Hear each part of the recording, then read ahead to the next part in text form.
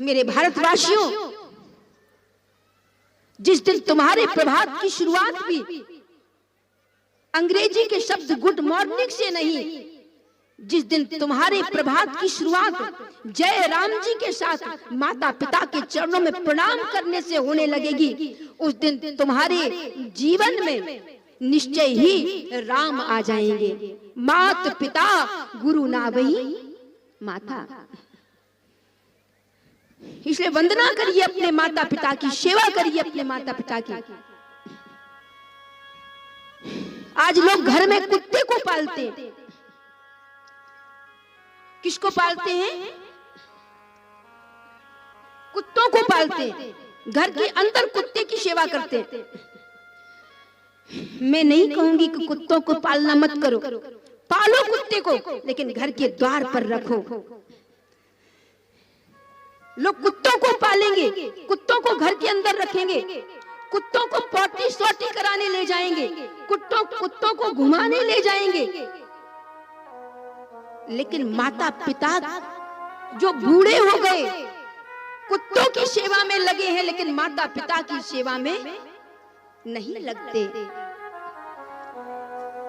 मैंने हजारों लाखों घरों में देखा जहां घर के अंदर कुत्तों को रखा गया है, उनको नहलाया जा रहा है, धुलाया जा रहा है, खिलाया जा रहा है, पोटी सोटी कराई जा रही है, वॉकिंग कराई जा रही है, लेकिन घर में बूढ़े माँ बाप सिसक रहे हैं, रो रहे हैं।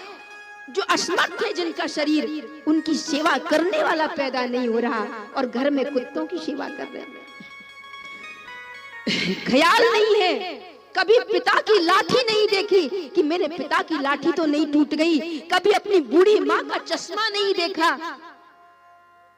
कि कहीं ये ठीक तो है कि या नहीं है, कभी उसकी परवाह नहीं की। पिता की लाठी की, माँ के चश्मे की परवाह नहीं की, लेकिन एक कुत्ते की घर में लाकर के हम परवाह करते हैं।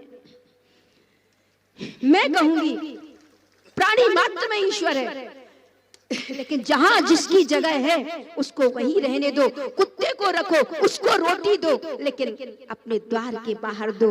घर के अंदर जिन्हें सम्मान के लायक है, सेवा के लायक है, घर के अंदर उनको सेवा दो। तुम्हारे माँ बाप दुखी नहीं होने चाहिए। इसलिए धन्य है राम जो मात पिता गुरु ना वही माथा। जिस दिन तुम भी राम के हो जाओगे और जिस दिन तुम्हारे जीवन में राम आ जाएगा, उस दिन तुम माता पिता को मानने लगोगे, माता पिता की मानने लगोगे। उनकी लाठी, उनका चश्मा, उनके हृदय के सुख दुख, उसकी परवाह करने लगोगे तुम प्यार से। तब राम आते हैं, तब राम का होना होता है हमारे जीवन में। माताओं, अपने बेटे बेटियों को बचपन से ही संस्कार की घुट्टी पिलाना, उनको सिखाना ये चीजें। पोलियो की दवा अगर बचपन में पिलाओगे तो काम नहीं करेगी। पोलियो की दवा पिलाने जाते हो तो किसको पिलाई जाती है? जब बचपन है, बचपन को पोलियो की दवा की जरूरत है, बचपन को नहीं।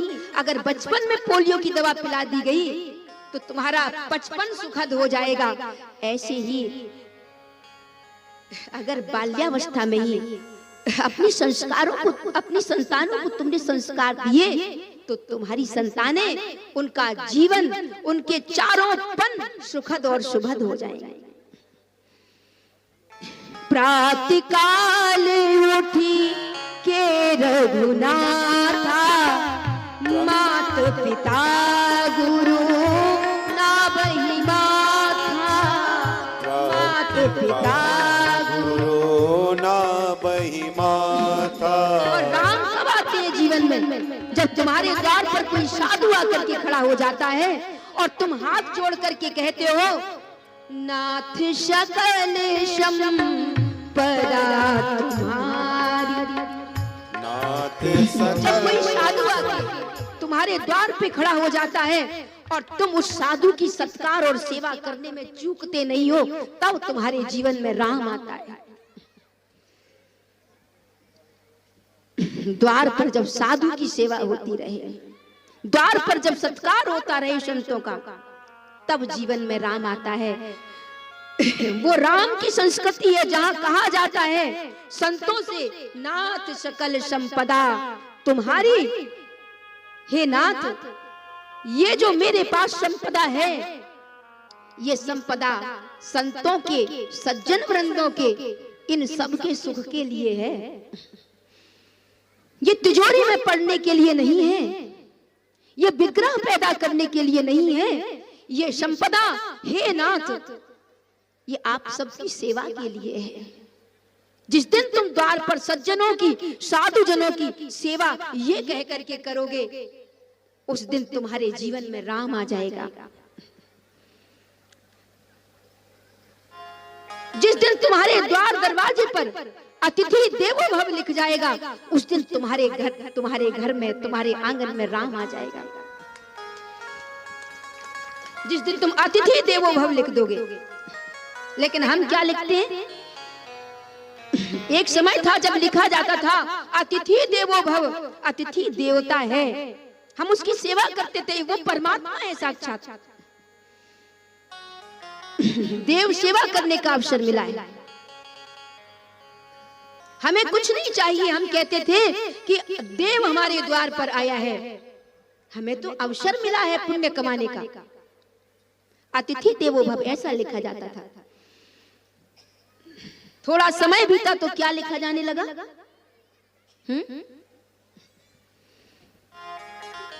किसी को पता है? कुछ दरवाजों पर आज भी लिखा होता है, ऐसा नहीं है, शुभ लाभ। क्या लिखा होता है? शुभ। घर के दाहिनी ओर लिखा जाता है शुभ, और घर के बाईं ओर लिखा जाता है लाभ।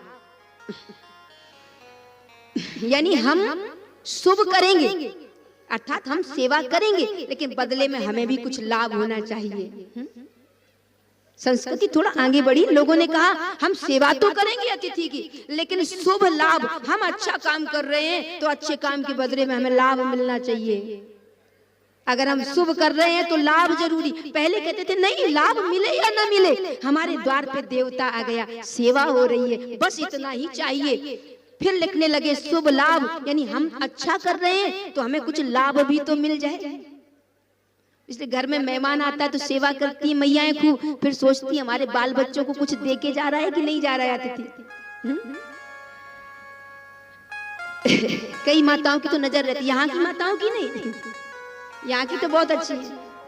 बाकी मैयाएं सेवा करती हैं कुछ घरों में, सेवा करने के बाद मेहमान की जेब की तरफ देखती हैं कि कुछ बच्चों को ही बहाने दे के जाए तो सेवा सार्थक हो जाए।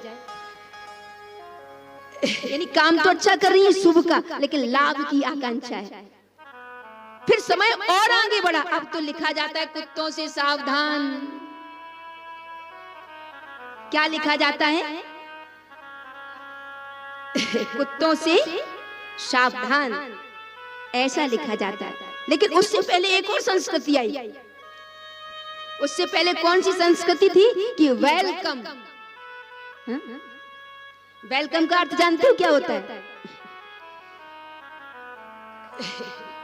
इंग्लिश में एक शब्द होता है वेल, एक और शब्द होता है well. Well means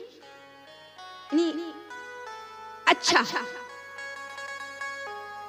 all is well. आपने ये पढ़ा होगा ना, ऑल इज वेल, यानी सब कुछ अच्छा है।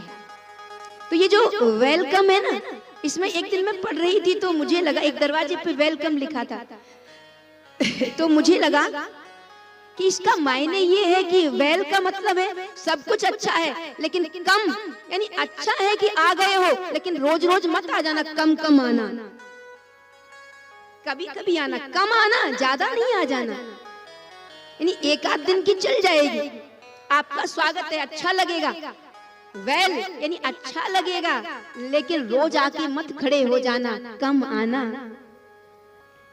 इसका मतलब ये वेलकम हो गया।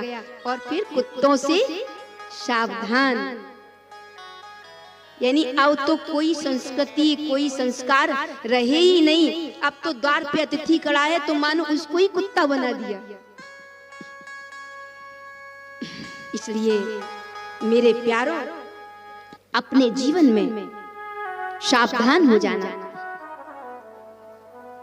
अपने जीवन में सेवा करना, अपने जीवन में देना सीखना, किसी को भूखे मत रहने देना। तुम्हें अपने आसपास कुछ दिखाई दे रहा है तो जितनी सेवा हम कुत्ते की करते हैं ना घर में, पुनः एक बात दोहराऊंगी, उसकी आधी सेवा भी अगर अपने माता पिता की कर देंगे ना तो कुत्ता होने से बच जाओगे। उसकी आधी सेवा भी अगर माता पिता की कर देंगे तो राम तब आते हैं जब द्वार पर लिखा होता है अतिथि देवो भव।